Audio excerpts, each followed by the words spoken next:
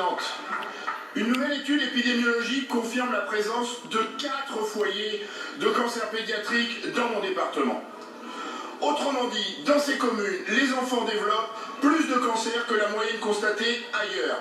Je parle de Périgny, je parle de Saint-Rogatien, dont la surincidence de cancer pédiatrique est connue depuis 2018, soit 7 ans déjà. Nous pouvons désormais y ajouter Loumo, Saint-Vivien, proche de La Rochelle, et une zone entre Saintes, Cozes et Sablonceau. Ces villages sont des territoires ruraux, entourés de champs où l'on cultive des céréales à grand renfort de pesticides.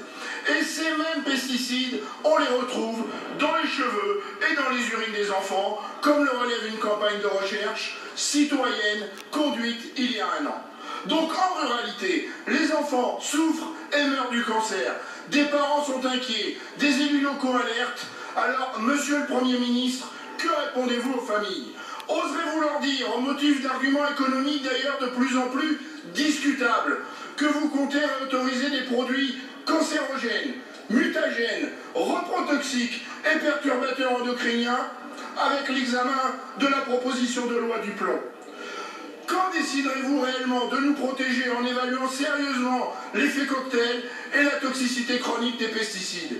Mais surtout, les alternatives à l'agriculture intensive existent. Elles s'appellent agronomie, agroécologie, agriculture biologique, agroforesterie, lutte biologique. On sait faire, les rendements sont là, les résultats robustes.